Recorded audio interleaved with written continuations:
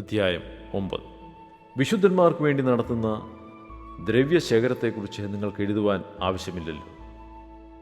അതിന് അഖായക്കാർ കഴിഞ്ഞയാണ്ട് മുതൽ ഒരുങ്ങിയിരിക്കുന്നുവെന്ന് ഞാൻ നിങ്ങളെക്കുറിച്ച് മാസിഡോണിയരോട് പ്രശംസിച്ചു വരുന്ന നിങ്ങളുടെ മനസ്സൊരുക്കം ഞാൻ അറിയുന്നു. നിങ്ങളുടെ എരിവ് മിക്ക പേർക്കും ഉത്സാഹകാരണമായി തീർന്നിരിക്കുന്നു. നിങ്ങളെക്കുറിച്ച് ഞങ്ങൾ പറയുന്ന പ്രശംസ ഈ കാര്യത്തിൽ വ്യർത്ഥമാകാതെ ഞാൻ പറഞ്ഞതുപോലെ നിങ്ങൾ ഒരുങ്ങിയിരിക്കേണ്ടതിന് തന്നെ ഞാൻ സഹോദരന്മാരെ അയച്ചത്. അല്ലെങ്കിൽ പക്ഷേ മാസിഡോണിയക്കാർ എന്നോടുകൂടെ വരികയും നിങ്ങളെ ഒരുങ്ങാത്തവരായി കാണുകയും ചെയ്താൽ നിങ്ങളെന്നല്ല ഞങ്ങൾ തന്നെ ഈ അതിധൈര്യം നിമിത്തം ലജ്ജിച്ചു പോകുമല്ലോ.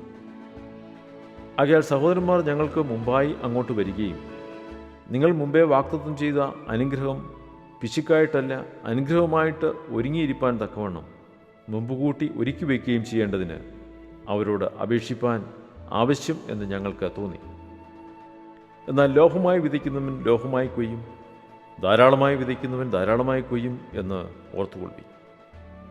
അവനവൻ ഹൃദയത്തിൽ നിശ്ചയിച്ചതുപോലെ കൊടുക്കട്ടെ, സങ്കടത്തോടെ അരുത്, നിർബന്ധത്താലും അരുത്. സന്തോഷത്തോടെ കൊടുക്കുന്നവനെ ദൈവം സ്നേഹിക്കുന്നു. നിങ്ങൾ സകലത്തിലും എപ്പോഴും പൂർണ്ണ തൃപ്തിയുള്ളവരായി സകല സൽപ്രവൃത്തികളിലും പെരുകി വരുമാറ് നിങ്ങളിൽ സകല കൃപയും പെരുക്കുവാൻ ദൈവം ശക്തനാകുന്നു. അവൻ വാരി വിതറി ദരിദ്രർക്ക് കൊടുക്കുന്നു, അവൻ്റെ നീതി എന്നേക്ക് നിലനിൽക്കുന്നു എന്നെഴുതിയിരിക്കുന്നുവല്ലോ. എന്നാൽ വിതയ്ക്കുന്നവന് വിത്തും ഭക്ഷിപ്പാൻ ആഹാരവും നൽകുന്നവൻ നിങ്ങളുടെ വിതയും നൽകി പൊലിപ്പിക്കുകയും നിങ്ങളുടെ നീതിയുടെ വിളവ് വർദ്ധിപ്പിക്കുകയും ചെയ്യും.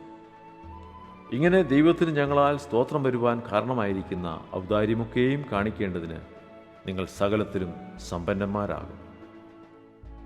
ഈ നടത്തുന്ന ധർമ്മശേഖരം വിശുദ്ധന്മാരുടെ ബുദ്ധിമുട്ട് തീർക്കുന്നതുമല്ലാതെ ദൈവത്തിന് അനവധി സ്തോത്രം വരുവാൻ കാരണവുമാകുന്നു. ഈ സഹായത്താൽ തെളിയുന്ന സന്മനസ്സു ഹേതുവായി ക്രിസ്തുവിൻ്റെ സുവിശേഷം നിങ്ങൾ സ്വീകരിച്ച അനുസരണ നിമിത്തവും അവരോടും എല്ലാവരോടും നിങ്ങൾ കാണിക്കുന്ന കൂട്ടായ്മയുടെ ഔദാര്യം നിമിത്തവും അവർ ദൈവത്തെ മഹത്വപ്പെടുത്തും. നിങ്ങൾക്ക് ലഭിച്ച അതിമഹത്തായ ദൈവകൃപ നിമിത്തം അവർ നിങ്ങളെ കാണുവാൻ വാഞ്ചിച്ചു നിങ്ങൾക്ക് വേണ്ടി പ്രാർത്ഥിക്കും.